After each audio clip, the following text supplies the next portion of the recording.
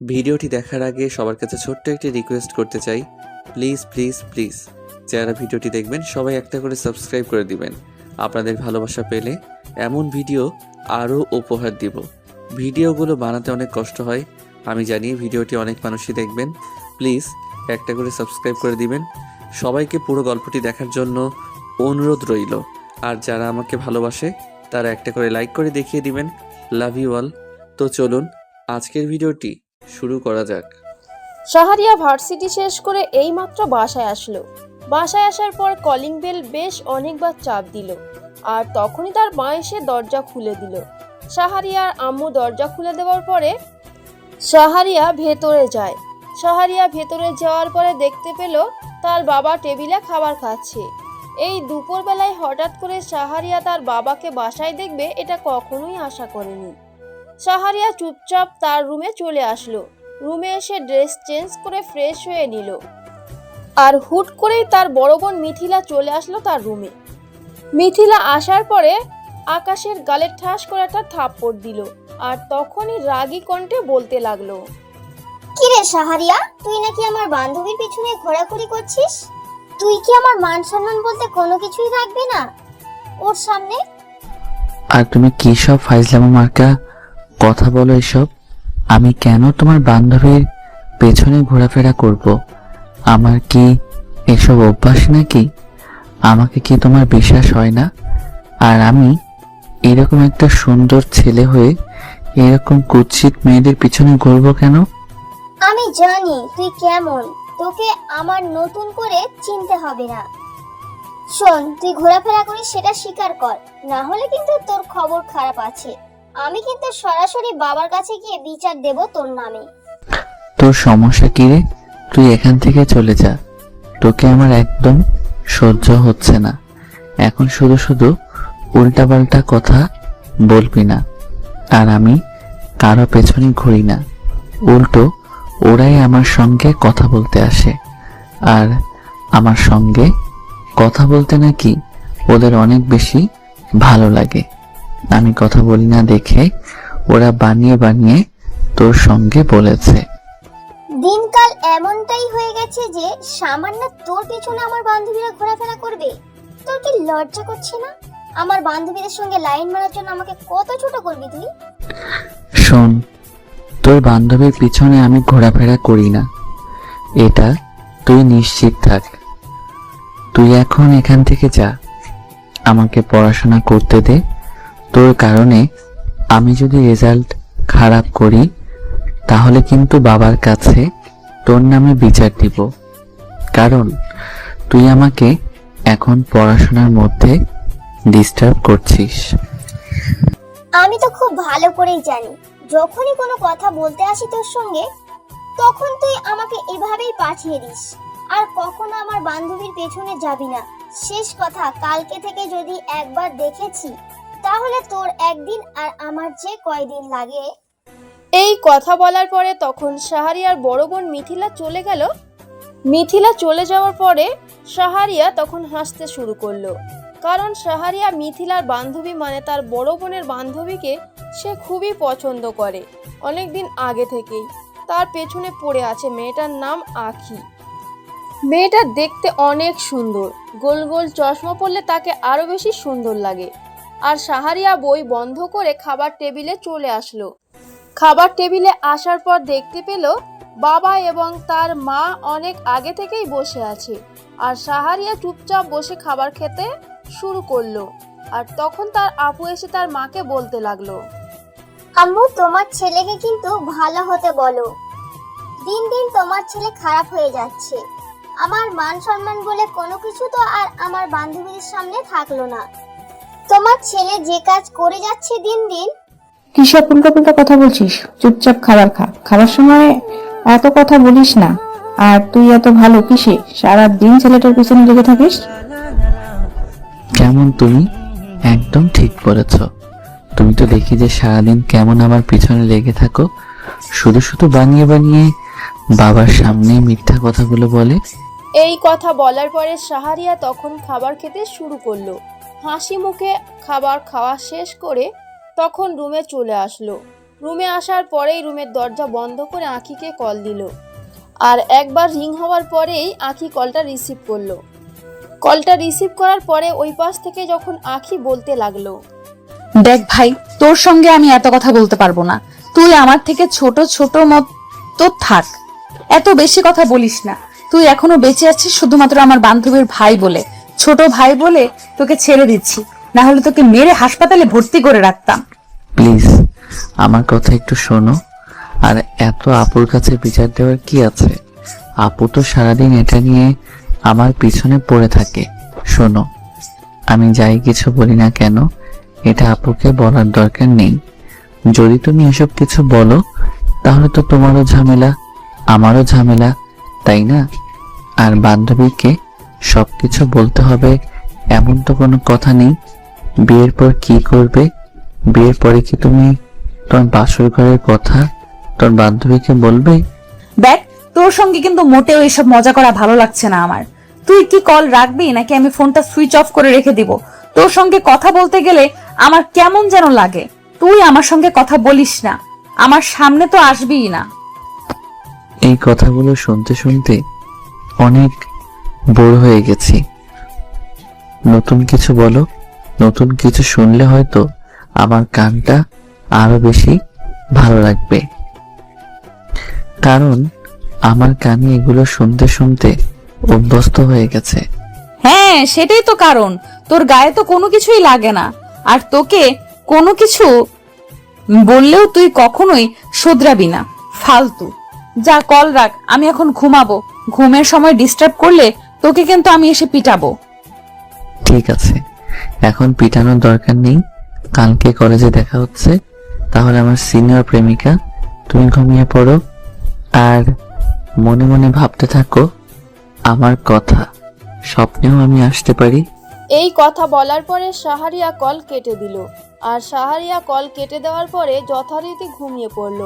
পরের দিন সকালবেলা ঘুম থেকে উঠে যথারীতি রেডি হয়ে কলেজের জন্য তৈরি হয়ে নিল। আসলে ওরা দুজনেই একই কলেজে পড়ে, তবে আঁখি তার থেকে 2 বছরের সিনিয়র। আঁখি এবার অনার্স 2য় বর্ষের আর শাহরিয়া অনার্স 1ম বর্ষে ভর্তি হয়েছে।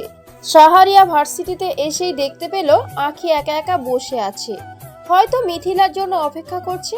আর তখন শাহরিয়া গিয়ে তার পাশে বসে পড়ল।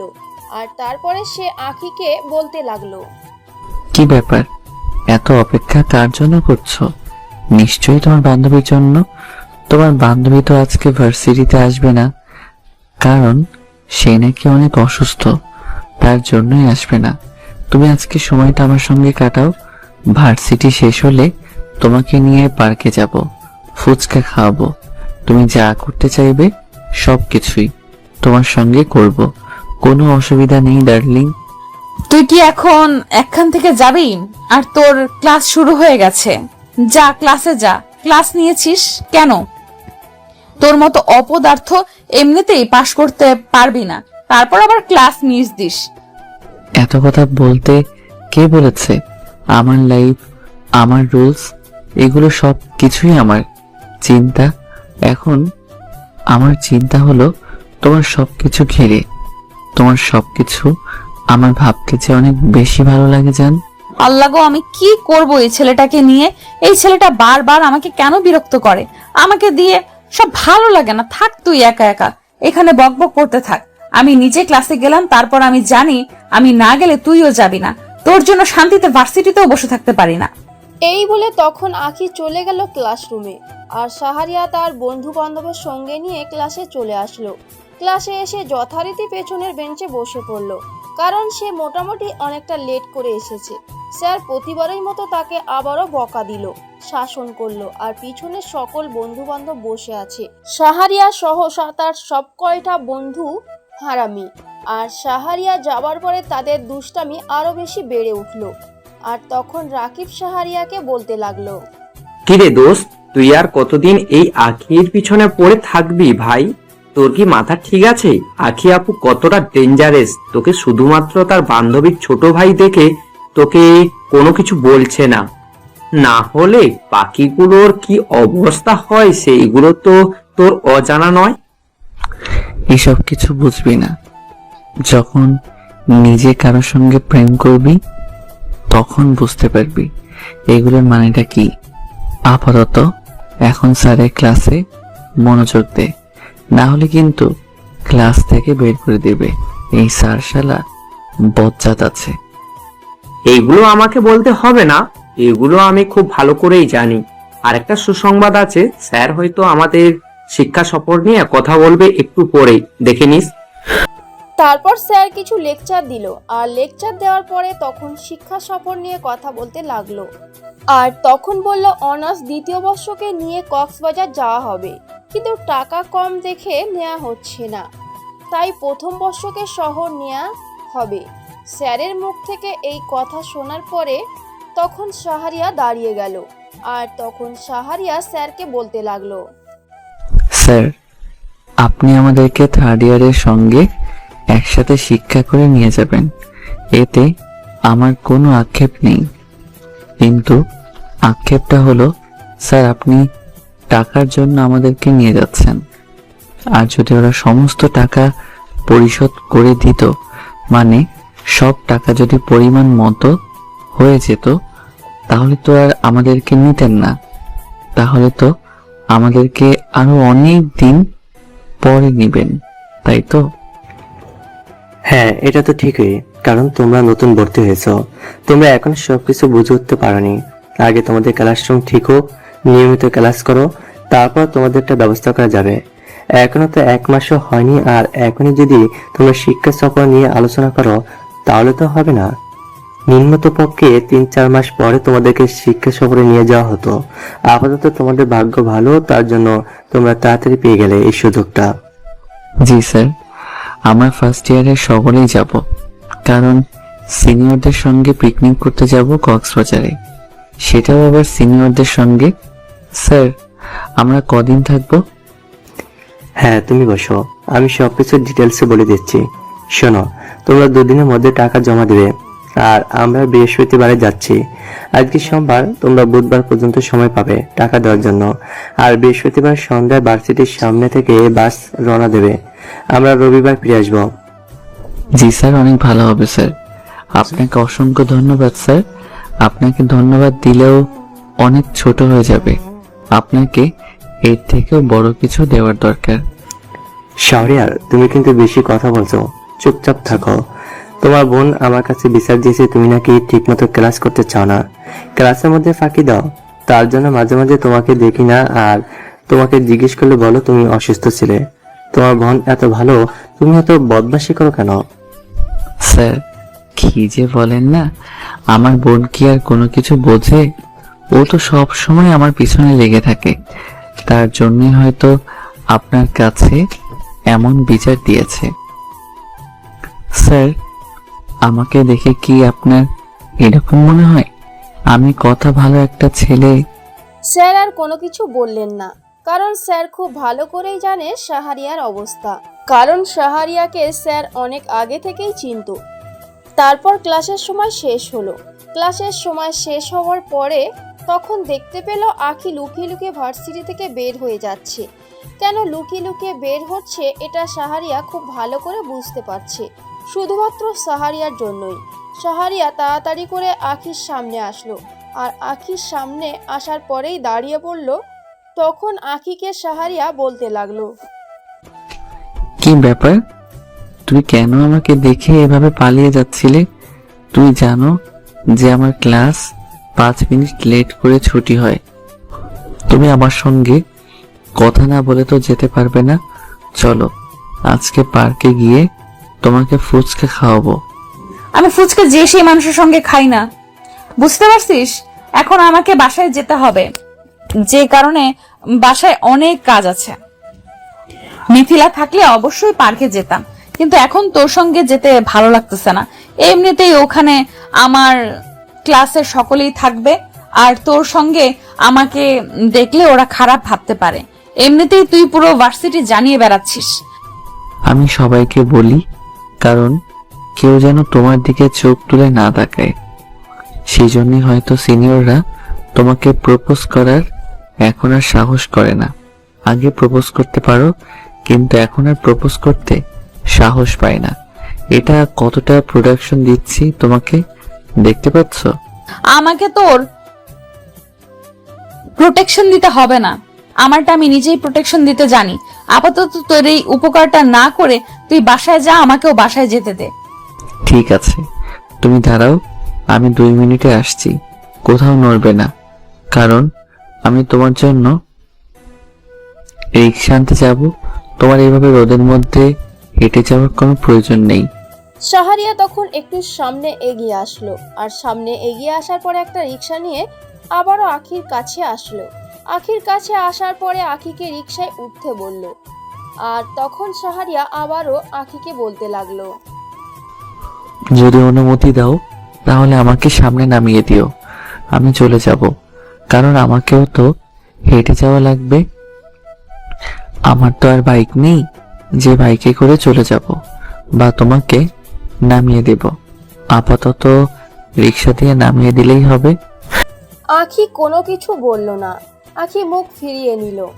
আর তখন শাহরিয়া বুঝে ফেলল যে আখির মতামত রয়েছে রিক্সায় ওঠার জন্য। আর শাহরিয়া মাঝে মাঝে আখির দিকে লক্ষ্য করছে, কিন্তু আখি একবারও শাহরিয়ার দিকে তাকাচ্ছে না, সে তার মতো করেই বসে আছে। আর সামনে বাসা আসতেই শাহরিয়া তখন নেমে গেল আর ভাড়া দিয়ে দিল। আর তখন আখি ভাড়াটা দিতে নিষেধ করছিল, কিন্তু শাহরিয়া জোর করেই ভাড়াটা দিয়ে দিল। তারপর শাহরিয়া সোজা বাসায় চলে আসলো। বাসায় আসার পরে তখন মিথিলা দরজা খুলে দিল। দরজা খুলে দেওয়ার পরে তখন মিথিলা শাহরিয়াকে বলতে এই হারামি, তোকে না বলেছিলাম তুই আখির সঙ্গে কথা বলবি না, ওর কাছাকাছি যাবি না? তোর থেকে তো আখির পারফিউমের ঘ্রাণ আসছে কেন? তুই আখির সঙ্গে কি করেছিস? আরে আমি আর কি করব, আমি হেঁটে হেঁটে আসছিলাম, আর তখন আখি বলল রিক্সায় উঠতে, আর রিক্সা দিয়ে আমাকে এই রাস্তা পর্যন্ত নামিয়ে দিয়ে এসে বাসায় চলে গেল। হারামি, মনে হয় ঘটনাটা উল্টো ঘটেছে। তুই জোর করে রিকশায় উঠেছিস মনে হয়। যা রুমে গিয়ে ফ্রেশ হয়ে নে, আর চুপচাপ খাবার খাবি, মা ঘুমাচ্ছে। শোন, ভার্সিটি থেকে তোদের ডিপার্টমেন্ট আর আমাদের ডিপার্টমেন্টে মিলে শিক্ষা সফরে যাচ্ছে কক্সবাজার। আমারটা সহ টাকা জমা দিয়ে দিস। টাকা খরচের বেলায় তুই তো আমার কাছে এসে বলিস, আর বাকি কোনো কিছু তো আমার কাছে এসে কখনো বলিস না। যা, খাবার দিয়ে রেখেছি, তাড়াতাড়ি খাবার খেয়ে নে, ঠান্ডা হয়ে যাবে। তারপর শাহরিয়া ফ্রেশ হয়ে খাবার টেবিলে এসে খাবার খেয়ে নিল। আর খাবার খাবার পরে তখন রুমে এসে ফোন টিপতে শুরু করলো, আর আখিকে মেসেজ দিল। আখি সেন্ড করছে, কিন্তু রিপ্লাই দিচ্ছে না। আর তখন শাহরিয়া বলতে লাগলো, যদি আমাকে রিপ্লাই না করো তাহলে কিন্তু আমি তোমার বাসায় আসব। এখন আর বাসায় আসলে বুঝতেই পারছো কি হবে। আমি কিন্তু আজকে মিথিলাকে সত্যি সব বিচার দিব, আর অনেক কথা বলবো তোর নামে। তুই কেন আমাকে বিরক্ত করছিস বলতো? তোর জন্য কি আমি অনলাইনেও ঠিক মতো থাকতে পারবো না? হ্যাঁ, তুমি অনলাইনে থাকতে পারবে, কিন্তু অনলাইনে থাকলে তুমি আমার সঙ্গে মেসেজ করবে, কথা বলবে। অন্য কোনো ছেলেদের রিপ্লাই তো দূরের কথা, কোনো ছবিতে লাভ রিয়েক্ট দিবে না, লাইক দিবে না। বল এখন কি বলবি, তাড়াতাড়ি বল। আমি এখন ঘুমাবো, আমার অনেক ঘুম পাচ্ছে। ভেবেছিলাম গ্রুপে একটু কথা বলবো, আড্ডা দিব বান্ধবীর সঙ্গে, কিন্তু তোর জন্য আর হলো না। ঠিক আছে, তুমি এখন ঘুমাও। যদি একবার অনলাইনে দেখেছি তাহলে কিন্তু সরাসরি তোমার বাসায় আসবো, আর বিকেলবেলা ছাদে আসবে অবশ্যই। এদিকে আখি তখন অফলাইন হয়ে যায়। আর তখন শাহরিয়া ফেসবুকে গুতাগুতি করতে থাকে, আর এভাবেই সময়টা পার হয়ে যায়। আখি তখন শুয়ে শুয়ে ভাবতে লাগলো শাহরিয়ার কথা। সেও যে মনে মনে শাহরিয়াকে অনেক বেশি ভালোবাসে, কিন্তু শাহরিয়াকে শুধু শুধু এমন করছে। কিন্তু সে যদি ভালোবাসি কথাটা বলে, তাহলে হয়তো মিথিলা কোনো কিছু মনে করতে পারে। আর এটা নিয়ে সে নিজেই নিজের সঙ্গে কথা বলতে লাগলো। আমি যে শাহরিয়ারকে ভালোবাসি এটা যদি মিথিলা জানতে পারে, হয়তো মিথিলা আমাকে ভুল বুঝবে আর আমার সঙ্গে কথা বলবে না। কিন্তু কি করব আমি, আমার মন তো আর মানতে চাইছে না। আমি যে শাহরিয়ারকে অনেক বেশি ভালোবাসি, তার কেয়ারিং, তার দুষ্টুমি, পাগলামো সবকিছু আমাকে পাগল করে দিচ্ছে। আমি কি করব, আমি না চাইতেও শাহরিয়ারের সামনে চলে যাই। আমি যে নিজেকে সামলাতে পারি না, এইটা নিয়ে কোনো কিছু করতেই হবে, যা হবার হবে। কিন্তু আগে তো বলে দেখি মিথিলাকে, আমি এসব কথা ভাবতে ভাবতে কখন যে আমি ঘুমিয়ে পড়লাম বুঝতেই পারলাম না। আর ঘুম ভাঙলো কলের শব্দে। আর তখন ফোনটা হাতে নিয়ে দেখলাম শাহরিয়ার আমাকে কল দিয়েছেন। বুঝতে পারলাম কেন কল দিয়েছেন। আমি ঘুম থেকে উঠে ফ্রেশ হয়ে ছাদে উঠলাম। আর ছাদে ওঠার পরে দেখতে পারলাম নিচে টং দোকানের সামনে শাহরিয়ার দাঁড়িয়ে আছে তার বন্ধু রাকিবের সঙ্গে। দোস্ত, আমার কেন জানি মনে হচ্ছে আখি আমাকে মনে মনে ভালোবাসে। যদি আমাকে তা দিয়ে ভালো না বাসো তাহলে দেখো আমার কথা এসে ছাদে কখনোই আসতো না। আমার কেন জানি মনে হচ্ছে সে আমাকে মনে মনে ভালোবাসে। জানি না এটা মিথ্যা হতে পারে, তবে আমার মন বলছে। দোস্ত, আমার কিন্তু এমনটা কখনোই মনে হচ্ছে না। দোস্ত, এটা কখনোই সম্ভব না, কারণ তোর বোন যদি জানতে পারে তাহলে এটা কখনোই মেনে নেবে না। তার বাড়িতে এটা ঠিক যে তোর বাবা তোর আপুর কথা সবকিছু করে, মানে তোর আপু যেটা বলবে সেটাই সঠিক হবে। তোর কথা সঠিক হবে না, কিন্তু তুই ভালো করে বোঝার চেষ্টা কর। আর যদিও তোকে ভালোবাসে তাহলে তোদের ভালোবাসা পূর্ণতা পাবে, এটা তুই কখনোই ভেবে নিস না। দেখো, সবসময় যেটা আমরা চিন্তা করি এমনটা নাও হতে পারে, ভালো কিছু হতে পারে। তুই সবসময় নেগেটিভ চিন্তা ভাবনা করি, এই জন্যই তোর কপালে এখন পর্যন্ত প্রেম হলো না। মাত্র একটা ভালো মুডে ছিলাম আর তুই আমার মুডটা নষ্ট করে দিলি। চুপ করে থাক। একথা বলার পরে শাহরিয়া রাকিবকে চুপ করিয়ে দেয়। আর রাকিব চুপচাপ তাদের কাণ্ড কারখানাগুলো দেখতে শুরু করলো। আর তখন শাহরিয়া ফোন করলো আখিকে। আখিকে ফোন করার সাথে সাথে আখি ফোনটা রিসিভ করলো। আর আখি ফোনটা রিসিভ করার পরে তখন আখি শাহরিয়াকে বলতে লাগলো, কি ব্যাপার, তুই আমাকে কল দিয়েছিস কেন? কল রাখ বলছি। আর তুই আমাদের দোকানের সামনে কি করছিস? তুই দোকান থেকে যা, না হলে কিন্তু তোর অবস্থা খারাপ করে দিব। আমি এখনই আমার বাবাকে পাঠাচ্ছি। বাবা কিন্তু বাসায় আছে এখন। সমস্যা নেই, তাহলে তো আরো ভালো হয়। আমাদের বিয়ের কথাটা না হয় আমি তোমার বাবার সঙ্গে সরাসরি বলবো, তাহলে তো অনেক বেশি ভালো হবে। মাফ চাই, এবার একটু চুপ করে থাক, না হলে তোর মুখে আমি টেপ মেরে দেব। তোর এইসব কথাবার্তা শুনতে আমার একদম ভালো লাগে না। এখন ফোন রাখ, আমি ভেতরে যাব, আর কখনো ফোন দিবি না। এই বলে তখন আখি ফোন কেটে দিল। আর আখি ফোন কেটে দেওয়ার পরে তখন শাহরিয়া এখান থেকে চলে যায় তার বাসায়। আর এভাবেই 2টা দিন পার হয়ে যায়। এতদিন শাহরিয়ার আর আখির খুনসুটি চলতেই থাকে। আখি মনে মনে শাহরিয়াকে অনেক কথাই বলে, কিন্তু সামনাসামনি এসে সবকিছু ভুলে যায়। আবারও সেই আগের মতোই ব্যবহার শুরু করে দেয়, কিন্তু বলতে গিয়েও বলতে পারে না। এদিকে তখন সন্ধ্যার সময় মিথিলা এবং শাহরিয়া দুজনেই বাসা থেকে বের হয়। আর 2 ভাই বোন বাসা থেকে বেরিয়ে সোজা ভার্সিটির সামনে চলে আসলো। আর ভার্সিটির সামনে চলে আসার পরেই তখন দেখতে পেল অনেকগুলো বাস দাঁড়িয়ে আছে। মনে হয় প্রায় 4টা কি 5টা বাস হবে। বাসগুলো বেশ অনেক বড়, সবগুলো 1J সিরিজের, তার জন্যই বেশ অনেক বড়।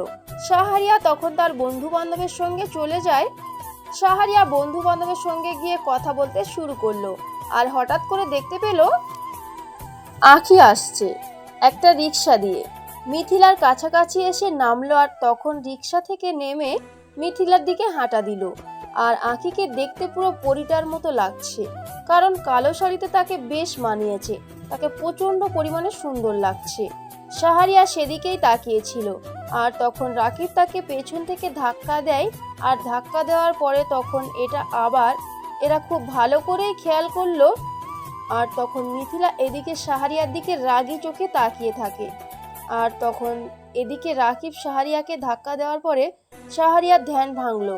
আর তখন শাহরিয়া রাকিবকে থাপ্পড় দিয়ে বলতে লাগলো, কি সুন্দর একটা দৃশ্য দেখছিলাম আর তুই সেটা নষ্ট করে দিলি। শালা, তুই বারবার শুধুমাত্র আমাকে বিরক্ত করার জন্যই আসিস। যা, বাসে ওঠ, আমি একটু পরে আসছি। তোমরা প্রথম বর্ষের ছাত্রছাত্রী শেষের 2 বাসে উঠবে, আর বাকি সবাই তোমরা যারা 3য় বছরের ছাত্রছাত্রী আছো তারা বাকি 3টা বাসে উঠবে। সামনে 3টা বাস, ওটা হলো তোমাদের, আর বাকি 2টা বাস শেষে এটা হলো প্রথম বর্ষের। মেয়েরা আলাদা উঠবে, ছেলেরা আলাদা বাসে উঠবে, একসঙ্গে কখনই বসবে না। স্যার, এটা কোনো কথা হলো স্যার? আজকে আমাদের পিকনিক বলে কথা, তারপর আবার আপনি এভাবে নিষেধাজ্ঞা যদি দেন তাহলে কেমন হয় স্যার? আমরা সবাই সমান, নারী পুরুষ সমান অধিকার যেহেতু আছে, তাহলে আমরা কেন আমাদের বন্ধুদের সঙ্গে যেতে পারবো না? আমি সেটা বলেছি, সেটাই হবে। আমার কথার উপর কোনো কথা বলা হবে না, না হলে তোমাদের যাওয়ার কোনো প্রয়োজন নেই। তাড়াতাড়ি গিয়ে বাসে উঠো, সময় হয়ে গেছে বাস ছেড়ে দেওয়ার। তারপর আর কোনো উপায় না পেয়ে তখন শাহরিয়া বাসে উঠে যায়। আর বাসে উঠে যাওয়ার পরে দেখতে পেল তাদের বাস অনেক আগে থেকেই ভর্তি হয়ে গেছে, মানে বাস ফুল, আর মেয়েদের এখানে জায়গা আছে, কিছু করার নেই। তখন শাহরিয়া সহ বাকি আরো 10 জন তৃতীয় বর্ষের কাছে চলে আসলো। ওখানেই ওই স্যার ছিল, আর তখন স্যার শাহরিয়াকে বলতে লাগলো, কি ব্যাপার শহরে, তোমরা সকলে এখানে দাঁড়িয়ে আছো কেন? যাও তাড়াতাড়ি করে বাসে ওঠো। তোমাদেরকে বললাম না যে বাস ছাড়ার সময় হয়ে গেছে? স্যার, আমাদের জন্য 2টা বাস বরাদ্দ ছিল, আর এই 2টা বাসই তো পুরোপুরি ফুল হয়ে গেছে। আর এখন আমরা কোথায় যাব? আমরা এখানে প্রায় 10 জনের মতো আছি। আমাদেরকে অন্য কোনো বাসে করে নিয়ে যান, না হলে আমাদেরকে আলাদা কোনো মাইক্রোবাস করে যাব। ঠিক আছে, তোমাদের জন্য আর কি করা, তোমরা ওই তৃতীয় বর্ষের মেয়েদের বাসে ওঠো। ওখানে পিছনে অনেকগুলো সিট খালি আছে, আর অবশ্যই বেয়াদবি করবে না সিনিয়রদের সঙ্গে। তারপর শাহরিয়া নাচতে নাচতে সরাসরি আখিদের বাসে উঠে পড়লো, কারণ ওই বাসের মধ্যেই সিট অনেকগুলো ফাঁকা ছিল, আর এ কারণে শাহরিয়া বেশ অনেক খুশি। এদিকে রাকিবের অবস্থা টাইট হয়ে গেছে, কারণ একবার যদি ধরা খায় তাহলে রাকিবের খবর আছে। শাহরিয়া পেছনে বসার পরে তখন রাকিবের সঙ্গে গল্প করছিল, আর এদিকে যখন আখি খুব ভালো করে খেয়াল করলো যে শাহরিয়া তার দিকে তাকিয়ে আছে, আর তখন আখি মনে মনে বলতে লাগলো, মানুষটা কেন যে সবার সামনে আমার দিকে তাকিয়ে থাকে সেটাই বুঝি না।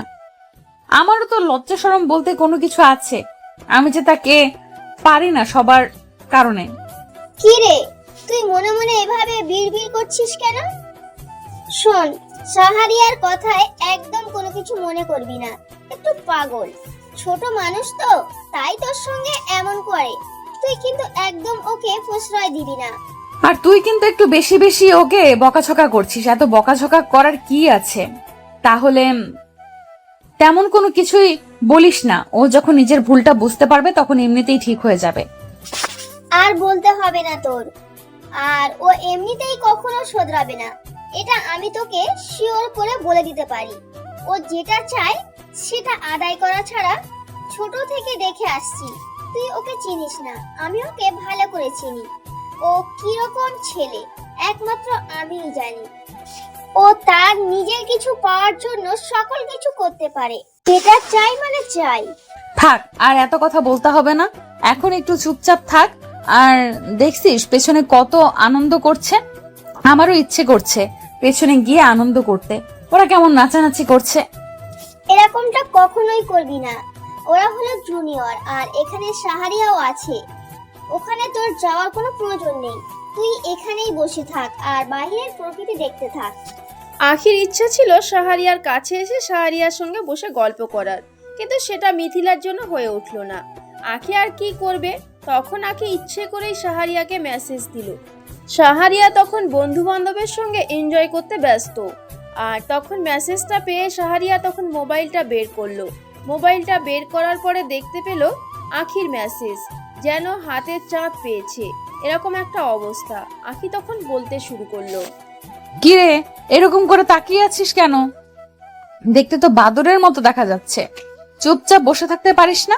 এখন লাফাতে পারে, যদি ব্যথা পাস তখন কি হবে? আমাকে নিয়ে মনে হয় তোমার অনেক চিন্তা। আর চিন্তা হবেই বা না কেন, আমি যে তোমার আর 10টা না 5টা না একটা মাত্র জুনিয়র পর। তোর কি এইসব বাজে কথা ছাড়া আর কোনো কথা নেই? চুপচাপ থাকতে পারিস না? একটু শোন, ওখানে গিয়ে আমাকে একটু কক্সবাজারের বাইরে নিয়ে যাবি, আমার অনেক ইচ্ছা। এটা মনে হয় কখনোই সম্ভব না, কারণ ওখানে স্যারেরা সবসময় দায়িত্বে থাকবে। আর কক্সবাজারের বাইরে মানে মেয়ে, কক্সবাজার ছেড়ে আবার কোথায় যেতে চাচ্ছ? আরে তেমন কোথাও না, ওই যে স্পিড বোর্ডে অন্য একটা দ্বীপ আছে না, ওই দ্বীপে ওই শুটকি মল আমার দেখতে অনেক ইচ্ছে।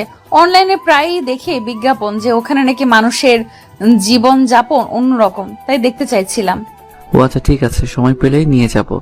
আর না হলে ভিডিও করে এনে দিব, তখন এখানে দেখবে। আর এমনিতেও ওই জায়গাটা অনেক বেশি দুর্গম, পরিবেশে হয়ে গেলে আবার সমস্যা। তুই আছিস না, তোর সঙ্গে কি আর কোনো ঝামেলা হবে? আমাকে নিয়ে যাবি আর প্রোডাকশন নিয়ে যাবি, ঠিক আছে? তাই কোনো চিন্তা করি না। নেই, আমি হয়তো তোমার ক্ষতিও করতে পারি, ওখানে গিয়ে দোষ কি আছে? কারণ তোকে আমি বিশ্বাস করি। বিশ্বাস করি বলতো তুই, বিশ্বাস করে বলি তো তুই আবার অন্য কিছু ভেবে নিস না। তোকে আমি কিভাবে বিশ্বাস করি তুই আমার কখনো কোনো ক্ষতি করবি না? যাকে এই কথাটা শুনে নিজেকে একটু অন্যরকম মনে হচ্ছে। আর একটা কথা, ওখানে গিয়ে কিন্তু তুমি অন্য কোনো জায়গায় আমার কথা ছাড়া যাবে না, কারণ ওখানে অনেক ছেলে থাকবে তোমার পেছনে, তোমার ক্ষতি করতে চেষ্টা করবে। এভাবে শাহরিয়া এবং আখি দুজনে মিলে কথা বলতে শুরু করলো। আর কথা বলতে বলতে কখন যে সময়টা কেটে গেল সেটা বুঝতেই পারলো না দুজনে। দুজন মিলে বেশ ভালো একটা সময় কাটাচ্ছিল। শাহরিয়া কথা বলতে বলতে কখন যে বাসের মধ্যে ঘুমিয়ে গেল সে বুঝতেই পারল না। ওদিকে আখি দেখতে পেল মিথিলা জানলার পাশে হেলান দিয়ে ঘুমিয়ে গেছে। আর তখন আখি পিছনে চলে আসলো। আর পিছনে আসার পর শাহরিয়াকে দেখে তার ইচ্ছে করছে বুকে জড়িয়ে ঘুমিয়ে থাকতে, কিন্তু সেটা তো আর সম্ভব না। আর তখন আখি গায়ের উপর একটা চাদর দিয়ে দেয়। আর চাদর দেওয়ার পর ওখান থেকে সোজা মিথিলার পাশে গিয়ে বসে পড়ল। আর এভাবেই সময়টা পার হয়ে গেল। আর বাস সকাল 8টার দিকে কক্সবাজার ডলফিন মোড়ে এসে পৌঁছালো। আর ওখান থেকে সোজা হোটেলে সবাই চলে আসলো। আর হোটেলে খাওয়া দাওয়া শেষ করার পরে তখন সকলেই ঘুমিয়ে গেল। ওদিকে যখন পুরো রাস্তা মোটামুটি শাহরিয়া এবং আখি ঘুমিয়ে এসেছে, তার জন্য তেমন একটা ঘুমের প্রয়োজন নেই এখন তাদের। আখি শাহরিয়াকে কল দিল। আর শাহরিয়া এদিকে আখির কল পেয়ে পুরো অন্যরকম অনুভূতি হচ্ছে, কারণ আখি নিজে থেকে এসব কিছু করছে। তার মানে আখির মনে শাহরিয়ার জন্য ভালোবাসা জন্মেছে। আখি তখন কল দিয়ে শাহরিয়াকে বলতে লাগলো, কিরে তুই কি এখন ঘুমাবি নাকি একটু বাইরে বের হবে? আসলে আমি একটু বাইরে বের হতে চেয়েছিলাম, আমার আর হোটেলে থাকতে মন চাইছে না। একটু বাইরে ঘোরাফেরা করলে হয়তো ভালো লাগতো। বাসে তো মোটামুটি ভালোই ঘুমিয়েছি। না, আমি এখন ঘুমাবো না, ঠিক আছে? তুমি বের হও, আমি ব্যস্ত আছি এখনই ঘুম থেকে। আর অবশ্যই ছাতা নিয়ে বের হবে, বাইরে মনে হয় অনেক রোদ। আখি তখন কল কেটে দেয়। আর কল কেটে দেওয়ার পরে শাহরিয়ার কথায় ছাতা নিয়ে বের হয়। আর এদিকে শাহরিয়া বের হয়ে আখির কাছাকাছি চলে আসলো। আখির কাছাকাছি আসার পরে দুজনে মিলে সমুদ্রের পাড়ে যেতে শুরু করলো। আর যেহেতু একটা ছাতা, তার জন্য আখির ছাতার নিচে শাহরিয়া যাচ্ছে। শাহরিয়া তখন বলতে শুরু করলো, কেউ যে আমার জন্য এতটা চিন্তা ভাবনা করে সেটা তো আমার জানা ছিল না। আমি ঘুমিয়ে গেলে কেউ আমার উপর চাদর দিয়ে যায়, এটা কি কেউ জানে না? কে তোর গায়ের চাদরটা নিয়ে গেছে? আবার তুইও এসব কি আবল তাবল কথা বলছিস? আমি তো কোনো কিছুই বুঝতে পারছি না। যা বলার সরাসরি বল। আমি যেটা বলতে চাচ্ছি সেটা তুমি খুব ভালো করে বুঝতে পারছো। আর কথা হলো, দেখতে পাচ্ছো সমুদ্র কতটা সুন্দর দেখতে তোমার মতো। তুই কি আমাকে পাম দিচ্ছিস নাকি? আমার সত্যিই প্রশংসা করছিস, বুঝতে পারছি না। আর চাদরটা তোর কাছে রেখে দে, এটা মনে হয় মিথিলা দেখতে না পারে। এটাই বুঝতে পারি না, তুমি আমার বোনকে এত ভয় পাও কেন? তোমরা না দুজনে বান্ধবী? মিথিলা আপু যেটা বলো তুমি সেটাই শোনো। মিথিলা আপুর উপর কোনো কথা বলো না কেন? এটার উত্তর তুই আমার কাছে পাবি না। আর আমি কাউকে ভয় পাই না। আমি কেন ওর কথার উপর কথা বলি না সেটা তুই যদি বুঝতি তাহলে এই প্রশ্নটা আমাকে করতি না। শাহরিয়া তখন আখির হাত ধরতে চাইলেও কিন্তু শাহরিয়া ধরতে গিয়েও ধরতে পারল না। শাহরিয়া নিজে থেকেই তার হাত সরিয়ে নিয়েছে। আর এই কাণ্ড দেখে আখি হাসি আটকে রাখতে পারছে না। আখি এদিকে মনে মনে হেসেই যাচ্ছে। পরে দুজনে মিলে অনেকক্ষণ ঘোরাঘুরি করার পরে তখন শাহরিয়া দেখতে পেল দূরে আইসক্রিম বিক্রি করছে। আর তখন শাহারিয়া আইসক্রিম কেনার জন্য একটু দূরে চলে আসলো। আর আইসক্রিম কেনার পরে তখন দেখতে পেল আঁখিকে ঘিরে ধরেছে কয়েকটা ছেলে, আর ছেলেগুলো আঁখির সঙ্গে অসভ্যতামিও করছে। আর এটা দেখার পরে তাড়াতাড়ি করে এগিয়ে আসলো আঁখির কাছে। আঁখির কাছে আসার পর তখন ছেলেগুলো আঁখিকে দেখে বলতে লাগলো, কি রে, এর মধ্যে দেখি তোর আবার বয়ফ্রেন্ড চলে এসেছে আমাদের সঙ্গে লড়াই করার জন্য। এই ছেলে, তোকে বলছি, এমনিতেই তুই দেখতে বাচ্চা বাচ্চা, এখান থেকে চুপচাপ চলে যা, না হলে মেরে এখানে পুঁতে রাখবো। মেয়েটাকে আমাদেরকে ভোগ করতে দে, তোকে সুযোগ দেওয়া হবে। আমি আমার মালকে কাউকে ছুতে দেই না। যদি ওকে কাজ করে দেখাতে পারিস তাহলে আমি নিজে থেকে ওখান থেকে চলে যাব। এখান থেকে চলে যাব। তখন যা করার করিনি, এটা শুধুই আমার ব্যক্তিগত মাল। শুধু তো আমাদের সঙ্গে কেন ঝামেলা করতে যাচ্ছে? তুই বাঁচতে পারবি না রে, তোকে দেখে অনেকটা মায়া হচ্ছে, কিন্তু তুই আমাদের সঙ্গে লাগতে যাচ্ছিস। তুই ভাবতে পারছিস না আমরা তোর কি করতে পারি? আমি কারোর সঙ্গে নিজে থেকে লাগতে চাই না, আর কেউ যদি আমার সঙ্গে লাগতে আসে তাহলে তাকে আবার ছেড়েও দেই না। তোদের জীবন বাঁচাতে চাইলে এখান থেকে চলে যাই, না হলে এমন মাইর দিব আর কখনো উঠে দাঁড়াতে পারবি না। সারা জীবন হাসপাতালের বেডে শুয়ে থাকবে আর বুড়া বুড়া নার্সগুলোকে দেখবি। আরে রকি, তুই প্রসঙ্গে কি কথা বলছিস? শালাকে মেরে দে, আর শালাকে মেরে দিয়ে এই মেয়েটাকে আমরা তুলে নিয়ে যাই আমার রাস্তা নাই, আর ওখানে গিয়ে মেয়েটাকে ভোগ করব। তখনই কয়েকটা ছেলে শাহারিয়ার দিকে এগিয়ে আসলো। আর শাহারিয়ার দিকে এগিয়ে আসার পরে তখন শাহারিয়াকে মারতে শুরু করলো। শাহারিয়াও তাদেরকে মারতে শুরু করলো, কিন্তু শাহারিয়ার সঙ্গে ওরা পারলো না। শাহারিয়া মারতে মারতে ওদেরকে আধমারা করে ফেলেছে, আর শেষ পর্যন্ত ওরা পালিয়ে চলে গেছে। ওদের চারজনের সঙ্গে শাহারিয়া একাই ফাইটিং করেছে। আর হঠাৎ করে আঁখি খেয়াল করলো শাহারিয়ার হাত থেকে রক্ত পড়ছে। ছেলেগুলোর হাতে ছুরি ছিল, আর যার কারণে শাহারিয়ার হাতের মধ্যে লেগে যায়। আর তখন আঁখি তাড়াতাড়ি করে তার ওড়না ছিঁড়ে তার হাতের মধ্যে বেঁধে দিল। শাহারিয়ার হাতের মধ্যে বেঁধে দেওয়ার সময় শাহারিয়া অপলক দৃষ্টিতে আঁখির দিকে তাকিয়েছিল, যেন চোখ ফেরাতে পারছে না। ভীষণভাবে চোখের মায়ে পড়ে গেছে শাহারিয়া। আর তখন আঁখি কোনো কথা না বলেই কান্না করতে করতে শাহারিয়াকে শক্ত করে জড়িয়ে ধরলো। আর শাহারিয়াকে জড়িয়ে ধরে আঁখি বলতে লাগলো, কেন শুধু শুধু তুই আমার সঙ্গে লাগতে গিয়েছিলি? তোর যদি কিছু হয়ে যেত, এর চেয়ে যদি বেশি কিছু হয়ে যেত, তখন আমি নিজেকে কি করে সামলাতাম তুই বুঝতে পারছিস না কেন? কি বুঝবো? তুমি যদি আমাকে কোনো কিছু না বলো তাহলে আমি কি বুঝবো? সে অনেক দিন ধরেই তো পেছনে পড়ে আছি, একটু তো কোনো কিছু বললে না। যাই কিছু বলো না কেন, তুই যেটা বলেছিস আমি তো সেই কাজটাই করি নাকি? বিকেলে ছাদে আসতে বলিস প্রতিদিন, আমি তো আসি নাকি? এটা কি তোর বোঝা উচিত না যে আমি কি চাই তোর কাছে? কেন? আপনি সিনিয়র মানুষ, আপনি নিজে আগে বলতে পারেন না আপনি কি চান? আর আমার জন্য আপনার এত চিন্তা কিসের শুনি? আমি যে তোকে ভীষণ ভীষণ ভীষণ ভালোবাসি কখনো ভয়ের কারণে বলতে পারিনি, কারণ আমার আর মিথিলার সম্পর্কটা যদি নষ্ট হয়ে যায় সেই কারণে আমি তোকে সব সময় দূরে দূরে রাখার চেষ্টা করতাম। কিন্তু মন তো কখনোই মানতে চাইতো না। মন তো সবসময় তোর কাছেই আসার জন্য বাহানা করতাম, কিন্তু অনেক কষ্টে নিজেকে মানিয়ে রাখতাম। চল। শাহারিয়া যখন শক্ত করে আঁখিকে জড়িয়ে ধরলো তখন আঁখি সকালের কথা ভেবে কিছুটা লজ্জা পেয়ে গেল। তারপর দুজনে মিলে চলে আসলো একটা ফাঁকা জায়গায়।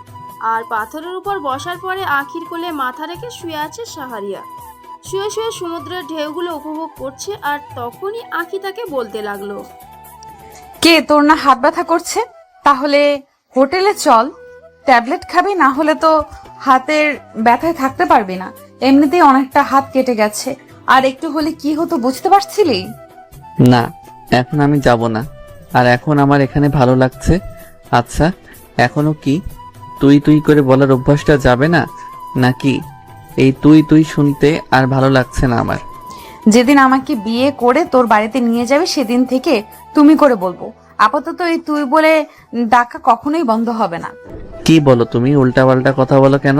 তুমি কি মেয়ে নাকি যে আমি তোমাকে বিয়ে করে বাড়িতে নিয়ে আসবো? উল্টো আমি তো তোমার কাছে বিয়ে বসে তোমার বাড়িতে যাব, কারণ তুমি তো মেয়ে নাও, তুমি একটা ছেলে, তাই তো? এসব ফাজলামো মার্কা কথা বলাটা তো স্বভাব হয়ে গেছে তাই না? সিরিয়াস কথার মাঝে যে এসব ফাজলামি কথা বলেই তখনই মেজাজ খারাপ হয়ে যায়। শয়তান একটা। আমি ছেলে, এটা কোন দিক দিয়ে মনে হয়?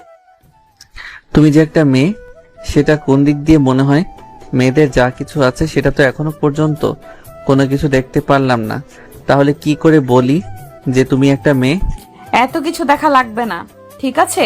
আমি ছেলে, এবার খুশি? এখন চল, আমার খুব খিদে পেয়েছে। খেতে হবে তো নাকি? এই তুমি কি পাগল যে তুমি এখন খাবে? তুমি না সকালবেলা সবার সঙ্গে খাওয়া দাওয়া করলে, তারপর আবার আইসক্রিম এনে দিলাম, আইসক্রিম খেলে, আর এখন আবার কিসের খাওয়া দাওয়া? জানি না, আমার এমনিতেই কয়েকদিন ধরে বেশি বেশি খেতে ইচ্ছে করছে। জানি না পেটের মধ্যে কি হয়েছে, বেশি বেশি খাওয়া লাগতেছে। আসলে এটাই তো সমস্যা, কারণ পরিসংখ্যানের স্টুডেন্টরা একটু বেশি খাওয়া দাওয়া করে, কারণ ওদের মাথায় তো অনেক বেশি টেনশন, সেই কারণে বেশি বেশি খাওয়া দাওয়া করে।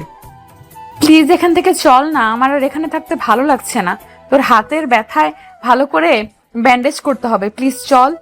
আর না, আর এইভাবে কোলে শুয়ে থাকলে মানুষ কি বলবে? এখানে মানুষ কোথায় দেখতে পারলে? এখানে তো কোথাও কেউ নেই, আশেপাশে কাউকে কেউ দেখা যাচ্ছে না, তাই এত লজ্জা পাওয়ার কি আছে? আর আমার হাতে ব্যথা লেগেছে, তোমার নয়। এখন এমনিতেই ব্যথা কমে গেছে, তুমি বেঁধে দিয়েছো না? এইভাবে দুজনে মিলে কথা বলতে শুরু করলো। আর এভাবে অনেকটা সময় পার হয়ে গেল, তারা বুঝতেই পারলো না। আর দুপুরবেলা তারা হোটেলে ফিরে আসলো, আর হোটেলে এসে সকলের সঙ্গে খাওয়া দাওয়া করলো, আর তারপর দুজনেই ঘুমিয়ে পড়লো। বিকালবেলা ঘুম থেকে উঠে যথারীতি সকলে মিলে ঘুরতে বের হলো, আর সবার সঙ্গেই ঘোরাফেরা শেষ করে তারপরে সন্ধ্যের সময় সকলেই হোটেলে ফিরে এলো। ভালোই এনজয় করতে লাগলো এরা। মোটামুটি সিনিয়ররা সকলেই ডান্স করেছে, আর সবাই মিলে হাততালি দিচ্ছে। এরকম একটা পার্টি এনজয় করা হয়েছে ছাত্রছাত্রীদের মধ্যে থেকে। এখানে স্যারেরা কেউ নেই, না থাকারই কথা। সাহারিয়া দেখতে পেল আঁখি একপাশে দাঁড়িয়ে আছে, আর তার দিকেই লক্ষ্য করছে। আর আঁখি কিছুক্ষণের মধ্যেই অন্যরকম হয়ে গেল। অন্যরকম বলতে, আঁখি কিছুটা রাগী দৃষ্টিতে তার দিকে তাকিয়ে আছে। আর তখনই আঁখি সাহারিয়ার মোবাইলে মেসেজ পাঠালো। মেসেজটা ছিল, অন্য মেয়েদেরকে দেখতে অনেক বেশি ভালো লাগে তাই না? অন্য মেয়েদেরকে দেখার খুব শখ তোর। তুই অন্য মেয়েদের সব কিছু দেখতে তোর অনেক বেশি ভালো লাগে তাই না? ফাজিল, আজকে তোকে আমি খালি জায়গায় পাই, তারপরে আমি বুঝাবো। কিন্তু সাহারিয়া বন্ধু বান্ধবদের সঙ্গে এনজয় করতে গিয়ে মেসেজটা দেখতে পারলো না। আর এভাবেই বেশ অনেকক্ষণ সময় পার হয়ে গেল। অনেকটা সময় পার হয়ে যাওয়ার পর আঁখি রাগে তার রুমে চলে গেল। আর রুমে যাওয়ার পরে একা একা মেয়েটা কান্না করছে। মেয়েটা সরল স্বভাবের, এসব কিছু কখনোই সহ্য করতে পারে না। আর তখনই মিথিলা রুমে আসে। মিথিলা রুমে আসার পরে আখির এই অবস্থা দেখে জিজ্ঞেস করতে লাগলো, কি রে, তোর আবার কি হয়েছে? তোকে না দেখলাম, তুই মাত্র ওখানে ছিলি পার্টিতে, তারপর আবার এখন হঠাৎ করে রুমে চলে আসলি, তারপর আবার বালিশে মুখ গুজে কান্না করছিস। আমাকে এখন ডিস্টার্ব করিস না। আচ্ছা এটা বল, আমি কি দেখতে সুন্দর না? আমাকে দেখতে কি তোর মেয়েদের মতো লাগে না? তবু কেন আমার সঙ্গে এমনটা হয়? আরে কি সব পাগলের মতো উল্টোপাল্টা কথা বলছিস? আমি তো কোনো কিছুই বুঝতে পারছি না। আর তুই দেখতে সুন্দর না কে বলেছে? তোকে তো দেখতে অনেক সুন্দর। তোকে অনেক সুন্দর দেখতে বলে তোর সঙ্গে সবাই রিলেশনে যেতে চায়। আমার মনে হয় আমি দেখতে ভালো না, আমি দেখতে সুন্দর নই, তার জন্য আমার সঙ্গে এমনটা হয়। ও আমাকে কেন বুঝতে পারছে না? আমি তো কোনো কিছুই বুঝতে পারছি না। তুই তো আমাকে কোনো কিছু বলিস না, তাহলে আমি কি করে বুঝবো এসব কথা? তুই আমাকে সবকিছু খুলে বল প্লিজ। আমি যে শাহরিয়ারকে নিজের জীবনের চাইতেও বেশি ভালোবেসে ফেলেছি। সে কেন অন্য মেয়েদের সঙ্গে কথা বলবে, অন্য মেয়েদের দিকে তাকিয়ে থাকবে? আমি যেগুলো সহ্য করতে পারি না, ও কি এগুলো জানে না? কি বলছিস তুই? তুই পাগল হয়ে গেলি? ও তোর থেকে অনেক জুনিয়র, তুই কি করে ওকে ভালোবাসতে পারলি? এটা হয় না, এটা এই সমাজ কখনোই মেনে নেবে না। মানুষজন খারাপ কথা বলবে, তোকেই খারাপ কথা বলবে। মানুষ কি বলবে সেটা নিয়ে আমি পরোয়া করি না। আমি যাকে ভালোবাসি তাকেই আমি বিয়ে করব, না হলে আমি আমার নিজেকে শেষ করে দিব। কারণ যার জন্য বেঁচে থাকবো সেই তো আমার হবে না। দেখ, তুই এগুলো ঠিক করছিস না। তুই জীবনে অনেক বড় ভুল করবি। দেখ, এটা হয় না। জুনিয়র ছেলেকে কখনোই ভালোবাসা যায় না, আর এই সম্পর্ক কখনোই মানুষ ভালো চোখে দেখবে না। আমি আর তুই ঠিক থাকলে তো হবে না। আমরা তো এই সমাজে বসবাস করি, তাই না? কিন্তু এই সমাজটাকে তৈরি করেছেন, এই সমাজের যে নিয়ম কানুন এগুলো তো আমরাই তৈরি করেছি। কেন একটা সিনিয়র মেয়ে জুনিয়র ছেলেকে বিয়ে করতে পারবে না? তারা যদি সুখে থাকতে পারে তাহলে তো এই সমাজের কোনো কিছু যায় আসে না, তাই না? ওরা যদি খারাপ থাকে তাহলে তো এমন তো নয় যে সমাজের লোকেরা এসে সব কিছু ঠিকঠাক করে দেবে। তাহলে কেন তুই যা আপত্তি করছিস? তোর কি আমাকে পছন্দ না? দেখ, তোকে আমার অনেক বেশি পছন্দ, এটা তুই ভালো করেই জানিস। সেই ছোটবেলা থেকে আমাদের বন্ধুত্ব। আর তুই যদি আমার ভাইয়ের বউ হয়ে যাস তাহলে আমার চেয়ে খুশি আর মনে হয় না কেউ হবে। কিন্তু তাই বলে একটা জুনিয়র ছেলেকে বিয়ে করবি, আবার তার উপর তোকে মানুষজন অনেক কথা শোনাবে, এটা কি ঠিক হবে বল? আমি কোনো কিছু শুনতে চাই না। আমি শুধুমাত্র শাহরিয়ারকে চাই। শাহরিয়ারকে ছাড়া আমি বাঁচতে পারবো না। আমি আমার নিজেকে শেষ করে দিব। আমার লাইফে আমার কোনো কিছুই চাই না, শুধুমাত্র শাহরিয়ারকে চাই। শাহরিয়ারের সঙ্গে আমি সাথে থাকতে পারলেই হবে, আর কোনো কিছু লাগবে না। আমার ধন সম্পদ কিছুই চাই না। আচ্ছা, তুই একটা কথা চিন্তা কর। তোকে তো এখনই বিয়ের জন্য পাত্র দেখা হচ্ছে। যে কোনো সময় তোর বিয়ে ঠিক হয়ে যেতে পারে, আর তোর বিয়েটাও হয়ে যেতে পারে। কিন্তু শাহরিয়াকে কি এখন বিয়ে করানো যাবে? তুই বল, মা বাবা কি বিয়ে করাতে পারবে শাহরিয়াকে? আমি তার বড় বোন, আমাকে বিয়ে না দিয়ে আগে ওকে বিয়ে দেবে? তুই সিচুয়েশনটা বোঝার চেষ্টা কর। আমি এত কিছু বুঝতে চাই না। আমি যেটা ভালো মনে করি আমি সেটাই করব। প্লিজ তুই করিস না। আমি শাহরিয়ারকে ছাড়া বাঁচবো না। আমি শাহরিয়ারকে ছাড়া মরে যাব। ওকে আমার কাছে নেবে প্লিজ। ঠিক আছে, আমি দেখছি এখন কি করা যায়। তবুও প্লিজ অন্তত পক্ষে এভাবে কান্না করিস না। এভাবে কান্না করলে মানুষ কি বলবে? আমরা এখানে শিক্ষা সফরে এসেছি, এটা মনে রাখিস। এখানে অনেক স্যার ম্যাডাম রয়েছে। মিথিলা এই কথা বলার পরে বাহিরে চলে যায়, আর এদিকে আঁখি কান্না করতে থাকে। আর এভাবেই বেশ অনেকটা সময় পার হয়ে যায়। রাতের বেলা খাওয়া দাওয়া শেষ করলো, কিন্তু আঁখি কোনো কিছু খেলো না। আঁখি না খেয়ে শুয়ে আছে। আর তখন আঁখি আবারও শাহরিয়াকে একটা মেসেজ করলো ব্যালকনিতে আসার জন্য। রুমের বাইরে অনেকটা সুন্দর ব্যালকনি আছে, আর ওখানে আঁখি এসে দাঁড়িয়ে আছে। আর তখন শাহরিয়া চলে আসলো। শাহরিয়া সেখানে আসার পরেই আঁখি অনেকগুলো থাপ্পড় দেয় শাহরিয়াকে। শাহরিয়া কোনো কিছু বুঝতে পারলো না, এখন গালে হাত দিয়ে আঁখির দিকে তাকিয়ে আছে।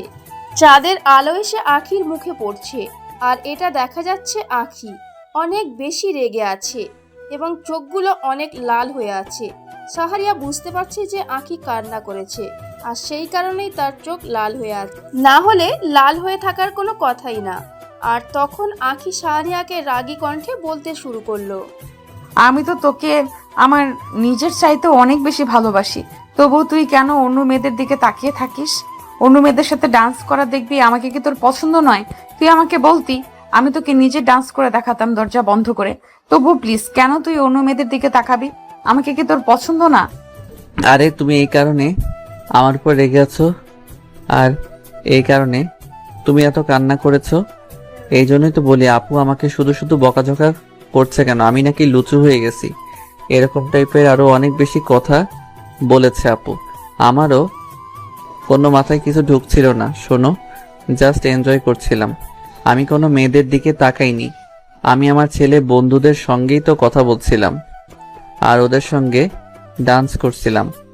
আমি অন্য মেয়েদের ডান্স কেন দেখতে যাব? আমার তো এরকম একটা পাগলি সিনিয়র বউ আছেই। সত্যি বলছিস নাকি আমার কাছে মিথ্যা কথা বলছিস আমাকে থামানোর জন্য? আমার তো মনে হচ্ছে তুই আমার কাছে মিথ্যা বলছিস। তোর চোখ বলছে তুই মিথ্যা কথা বলছিস।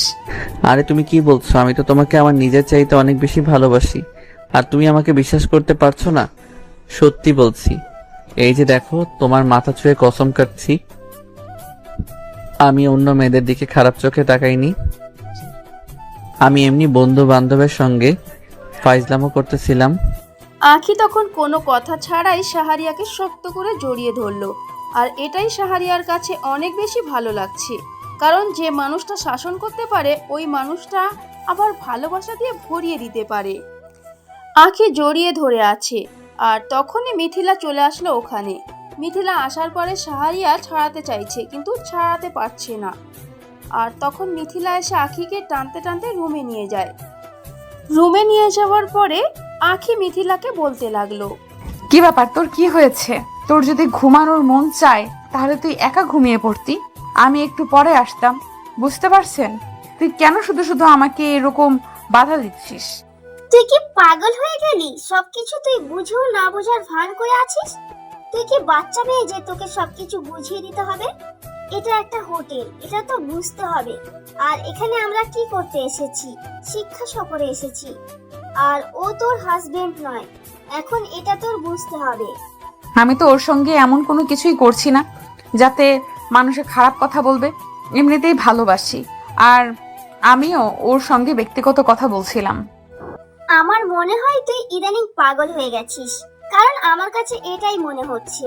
না হলে তোর মতো একজন সিরিয়াসলি একটা মেয়ে কি করে এরকম পাগলামি করতে পারে? দেখ ভাই, আমি বাসায় গিয়ে তোদের কথা বলবো, কিন্তু তুই আমাকে সময় দিবি তো? সত্যি বলছিস তো? বাসায় গিয়ে কথা বলবি? জানিস ও সব কিছু না বলেছেন, আর আমি জানি ও এরকম কোনো কিছুই করতে পারে না। আমি জানি ও আমাকে কতটা ভালোবাসে। হাই রে, প্রেমে পড়লে যে মানুষ কত কিছু বলতে পারে। তুই না বললি যে অন্য মেয়েদের দিকে তাকিয়েছিল, আবার তুই এখন বলছিস ও তাকিয়েছিল না? ও শুধু তোকেই ভালোবাসে। তুই কি কখনো ভালোবেসেছিস? তাহলে তুই কি বুঝবি এইসবের কথা? তুই তো আছিস যে বিয়ের পর স্বামীকে ভালোবাসবে, এক কথায় পড়ে আছিস। এগুলো ভালোবাসা তুই বুঝবি না। তারপর দুজনেই ঘুমিয়ে গেল। আর এভাবেই কেটে গেল 2টা দিন। আর ওরা যথারীতি ঢাকায় ফিরে আসলো। ফিরে আসার পরে তখন একদিন রাতের বেলা মিথিলা, শাহরিয়া এবং তার বাবা মা মিলে সকলেই টেবিলে খাওয়া দাওয়া করছিল। আর সেই সময় মিথিলা তার বাবাকে বলতে লাগলো, বাবা, আমি তোমার সঙ্গে একটা কথা বলতে চাইছিলাম। আর কি, শাহরিয়ার ব্যাপারে। শাহরিয়া এবং আমার বান্ধবী আঁখিকে চেনো তো তুমি? তাদের মধ্যে রিলেশন চলছে। ও কোনোভাবেই বুঝতে চাইছে না। ও বলছে ওদের বিয়ের ব্যবস্থা করতে হবে। মিথিলা, তুই এসব কি কথা বলছিস? তোর সামনের মাসে বিয়ে, তোর বিয়ে ঠিক করেছে, আর তুই এখন বলছিস তোর ছোট ভাই তার বিয়ের কথা? ও কি কোনো চাকরি বাকরি করে নাকি যে ওর বিয়ে শাদী দিব আমি? বাবা, এখানে দুটি জীবনের প্রশ্ন। তুমি যদি ওদের বিয়েটা না মেনে নাও তাহলে কিন্তু ওরা পালিয়ে যেতেও দ্বিধাবোধ করবে না। কারণ একদিকে আঁখি এমন একটা পাগলি মেয়ে, তারপর আবার তোমার ছেলে যে অবস্থা, 2টা পাগল। যেহেতু শাহরিয়ার আর আঁখি দুজন দুজনকে ভালোবাসে, তাহলে তুমি অমত করো না, তুমিও রাজি হয়ে যাও। আর মেয়ের বিয়ের সামনের মাসের তো কি হয়েছে, শাহরিয়ার একটা এই সপ্তাহে দিয়ে দাও। তোমার কারণে ছেলেটা এরকম আশা করা হয়েছে। আমি এসবের মধ্যে নেই, আমার এসব সম্ভব হবে না কখনো। তার উপর আবার শাহরিয়ারের থেকে অনেক বড়, 2-3 বছরের বড় হবে আঁখি। তাহলে এটা কিভাবে সম্ভব? বাবা, একটা কথা বোঝার চেষ্টা করো। ওদের যদি কোনো সমস্যা না হয় তাহলে আমাদের কি করে সমস্যা হবে? ওরা দুজনেই সারা জীবনের জন্য বুঝে শুনে সবকিছু করেছে। তাহলে ওদের যদি সমস্যা না হয়, আমাদের তো কোনো সমস্যা হওয়ার কথাই না। আর তোমরা তো এটাই চাও যে আমরা যেন সুখে থাকি, তাহলে এটা মেনে নিতে পারছো না কেন? দেখো, আমি সবকিছু মেনে নিতাম, কিন্তু ও তো এখন কোনো কিছু করছে না। আর বয়সটাই বা কেমন এটা বলো? ও তো মাত্র নার্সে উঠেছে। বাবা, কিছু করার নেই, যেটা হয় সেটা হবেই। আর তুমি অমত করো না বাবা। তুমি আমার দিকে তাকিয়ে অন্তত পক্ষে শাহরিয়া এবং আঁখির বিয়েটা দিয়ে দাও। ঠিক আছে, আমি না হয় রাজি হয়ে গেলাম, কিন্তু আখির মা বাবাকে আমাদের ছেলে শাহরিয়ারের সঙ্গে বিয়ে দিতে রাজি হবে? কারণ একটা বেকার ছেলেকে কখনোই মানুষ পছন্দ করে না। তার উপর আবার মেয়ে বিয়ে তো দূরের কথা। সেটা না হয় আঁখি নিজে ম্যানেজ করবে। আপাতত তুমি রাজি হয়ে যাও, বাকিটা দেখি আমি কি করা যায়। দেখতে পাচ্ছ তো তোমার ছেলে কেমন লাজুক হয়ে আছে এখন। শাহরিয়া এখানে আর বসে না থেকে সোজা রুমে চলে আসলো।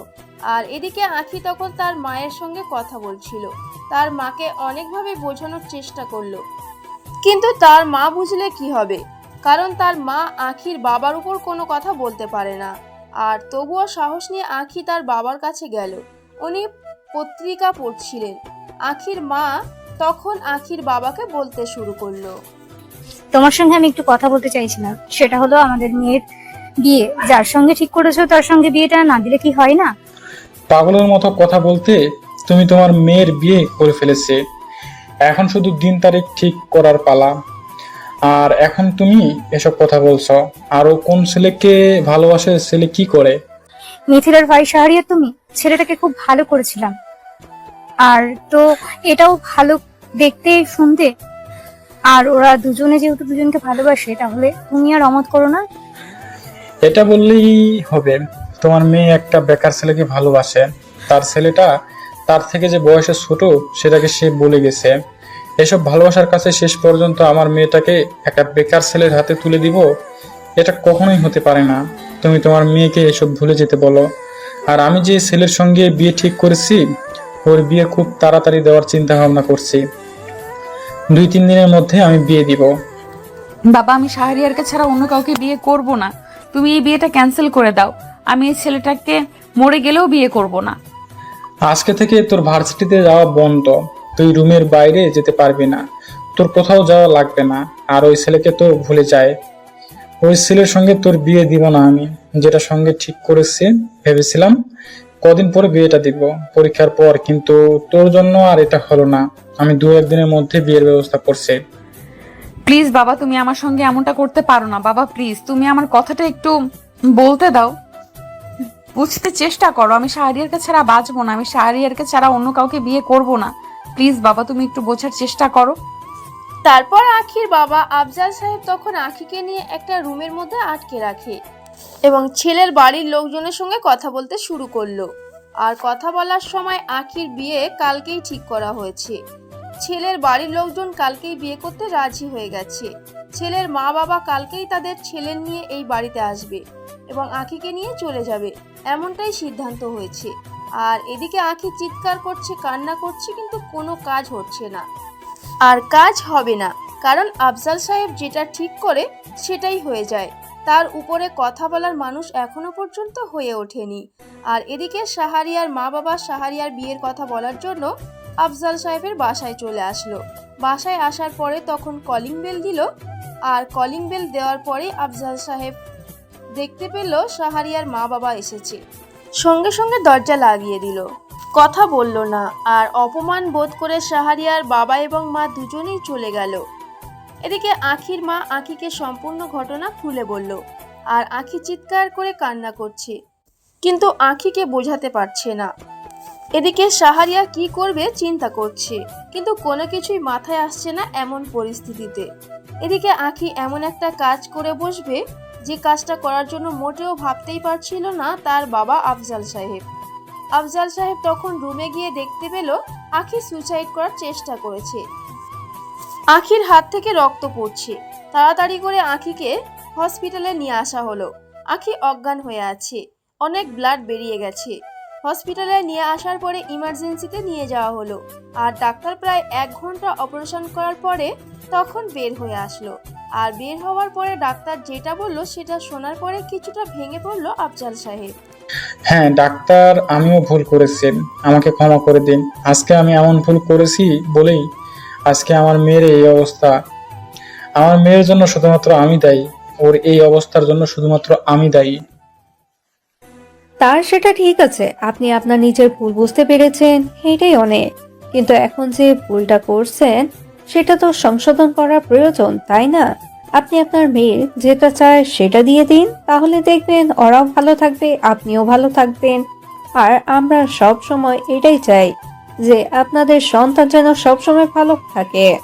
মানুষটাকে খুঁজে পাওয়ার মতন মন মানসিকতা তাদের হয়েছে, কারণ ওরা আর ছোট নয়। ছোটবেলায় আমরা তাদের ভুলগুলো ধরিয়ে দিতাম, কিন্তু এখন তো আর এগুলো সম্ভব না, কারণ ওরা এখন অ্যাডাল্ট হয়েছে। ওদের ব্যক্তিগত একটা লাইফ রয়েছে। আমরা জোর করে কোনো কিছু একটা চাপিয়ে দিতে পারি না। এটা অন্যায়, এটা আদি যুগ নেই। আমি অনেকবার বুঝিয়েছি, কিন্তু উনি আমার কোনো কথা বোঝেননি। উনি আমাকে আরো অনেক কথা শুনিয়েছে। উনি আমাকে আরো কথা শুনিয়ে দিয়েছে।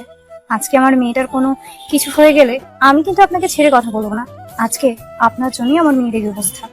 দেখুন, এখন তো আর এসব কথা বলে কোনো লাভ নেই। আপনারা তাড়াতাড়ি করে বি পজিটিভ রক্ত জোগাড় করুন। যেখান থেকে পারেন প্লিজ ওর যত বন্ধু বান্ধব আছে সবাইকে কল দিন। এদিকে তখন আখির মা তখন মিথিলাকে কল দেয়, আর মিথিলাকে কল দেওয়ার পরে সম্পূর্ণ ঘটনা খুলে বলল। আর তখন মিথিলা শাহারিয়াকে নিয়ে তাড়াতাড়ি করে হসপিটালে চলে আসলো। আর শাহারিয়ার রক্তের গ্রুপ আখির সঙ্গে ম্যাচিং, তাই কোনো সমস্যা হলো না। শাহারিয়া রক্ত দিয়ে দিল, আর রক্ত দেওয়ার পরে পাশের বেডে শুয়ে আছে শাহারিয়া। শাহারিয়া এক পাশ ফিরে শুধুমাত্র আখির দিকে তাকিয়েই আছে। মেয়েটার হাতের মধ্যে অনেক বড় ব্যান্ডেজ। মেয়েটা এত পাগলামি কেন করে শাহারিয়া এগুলোর মনে মনে বলছিল। আর হঠাৎ করেই শাহারিয়া উঠে আখির কাছাকাছি এসে বসলো এবং তার মাথায় হাত বুলিয়ে দিতে লাগলো। আর এভাবেই বেশ অনেকটা সময় পার হয়ে যায়। আর হঠাৎ করে আখির জ্ঞান ফিরল। আর জ্ঞান ফেরার পরে তখন শাহারিয়া তাড়াতাড়ি করে ডাক্তারকে ডাক দিল। আর ডাক্তার এসে চেক আপ করলো, এখন বিপদ মুক্ত। তখন ডাক্তার বলতে লাগলো, দেখুন, এখন তো উনি বিপদমুক্ত, তবে কিছুদিনের জন্য রেস্টে থাকতে হবে, কারণ হাতের মধ্যে অনেক আঘাত লেগেছে। আর একটু হলেই রক্ত কেটে যেত। আর একবার যদি ওইটাকে তুই দিত তাহলে জোড়া লাগানো অসম্ভব, এমনকি মৃত্যুও হতে পারত। আর সবচেয়ে বড় কথা, সম্ভবত রক্তটা না দেওয়া হলে তাহলে রোগীকে বাঁচানো অসম্ভব হয়ে যেত। আল্লাহ তাআলার অশেষ রহমতে উনি বেঁচে আছেন। শাহারিয়া তখন নিজেকে সামলাতে না পেরে আখিকে শক্ত করে জড়িয়ে ধরলো। আর তখন এটা দেখে সকলেই বের হয়ে চলে গেল। আর সকলেই বের হয়ে যাওয়ার পরে শাহারিয়া আখিকে জড়িয়ে ধরে কান্না করতে শুরু করে দিল। আর এদিকে আখিও কান্না করছে। আখি শাহারিয়ার সঙ্গে একটা কথা বলেনি, শুধুমাত্র শাহারিয়াকে জড়িয়ে ধরে কান্না করে যাচ্ছে। আর এভাবে বেশ কিছুক্ষণ সময় পার হয়ে গেল।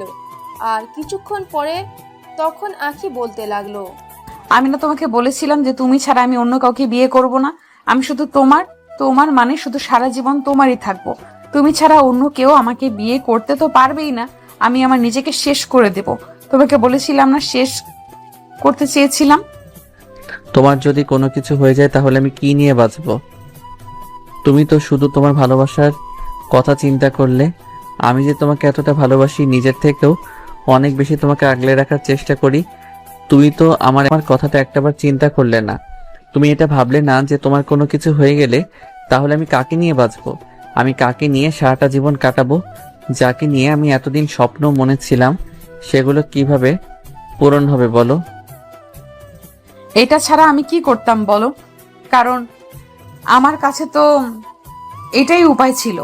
এটা ছাড়া যে আমার কাছে কোনো উপায় ছিল না। আমার বাবা রাজি হচ্ছিল না, তাই আমি বলেই কাজ করে ফেলেছি। প্লিজ তুমি আমাকে ক্ষমা করে দাও, আর কখনোই এমনটা করব না। এই যে কান ধরছি, এবারের মতো ক্ষমা করে দাও প্লিজ। আমার কোনো কিছু হয়নি তো নাকি? তুমি তো আছো আমার পাশে, তুমি থাকলে আমার আর কোনো কিছুই হবে না। ডাক্তার একটু আগে কি বলে গিয়েছে তুমি শুনতে পাওনি? তুমি কি বয়রা হয়ে গেছো নাকি? ডাক্তার বলেছে আর একটু হলে তোমার রগ কেটে যেত। আর একবার যদি রগ কেটে যেত তাহলে তোমাকে বাঁচানো অসম্ভব। আর রক্ত দেওয়াটা যদি একটু দেরি হতো তাহলে তোমার বেঁচে থাকা সম্ভব না ছিল না। তুমি বুঝতে পারছো তুমি কোন কন্ডিশনে ছিলে? থাকার কথা বলো না প্লিজ। এবার আমাকে ক্ষমা করে দাও। এবার কি আমাদের বিয়েটা হবে নাকি এখন কিন্তু আমরা দুজনেই মরে যাব? আর ভালো লাগে না আমার এইসব। আমি শুধু তোমাকেই চাই, মানে তোমাকেই চাই। তোকে না ইচ্ছে করছে ইচ্ছে মতো পিটিয়ে তারপর হসপিটাল থেকে বের করি। মানে তুই একটা বোকা বলদ। তোর মতো একটা সিনিয়র মেয়ে, তোর মতো একটা সেন্সিটিভ মেয়ে এসব কাজ কি করে করিস? এসব কাজ করবে তো 15-16 বছরের মেয়েরা।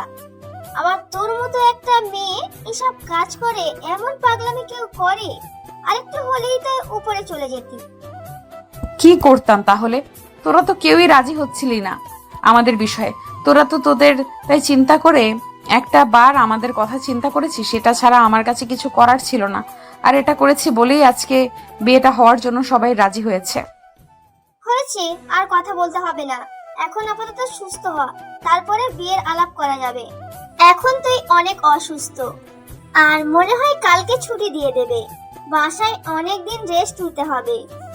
কালকেই বিয়ের ব্যবস্থা কর, না হলে কিন্তু আমি মরে যাব, সত্যি বলছি। তার মানে তুই চাস না আমি তোর ছোট ভাইয়ের বউ হয়ে তোদের বাড়িতে যাই? আমি জানতাম যে মেয়েদের নাকি লজ্জা শরম অনেক বেশি থাকে, কিন্তু তোর কাছে এসে মনে হচ্ছে যে লজ্জা শরম বলতে কোনো কিছুই মেয়েদের থাকে না, আর থাকা উচিতও না।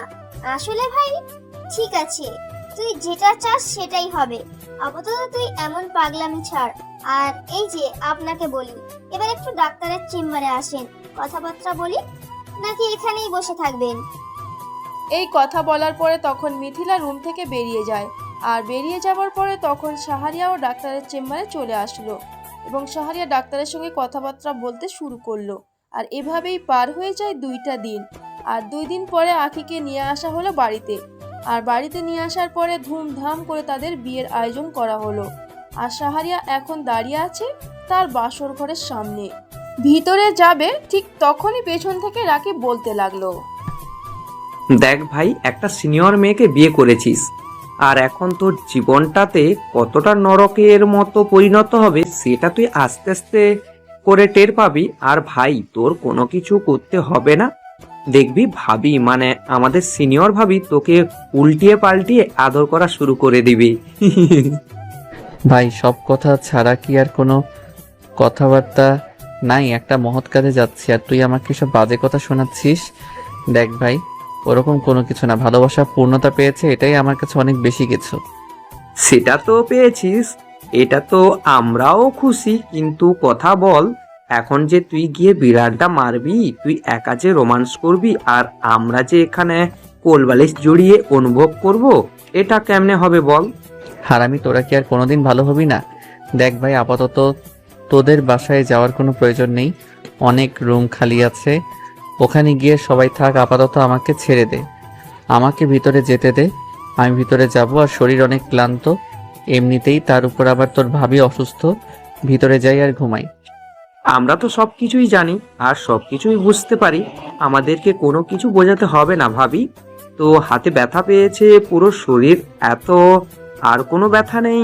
দেখ ভাই, বিছানার মধ্যে গোলাপের পাপড়ি ছিটানো আছে, নিশ্চিন্তে এপাশ ওপাশ করতে পারিস, কোনো কাটা নেই। শালা, এসব বাজে কথা বন্ধ করতে বলছি না?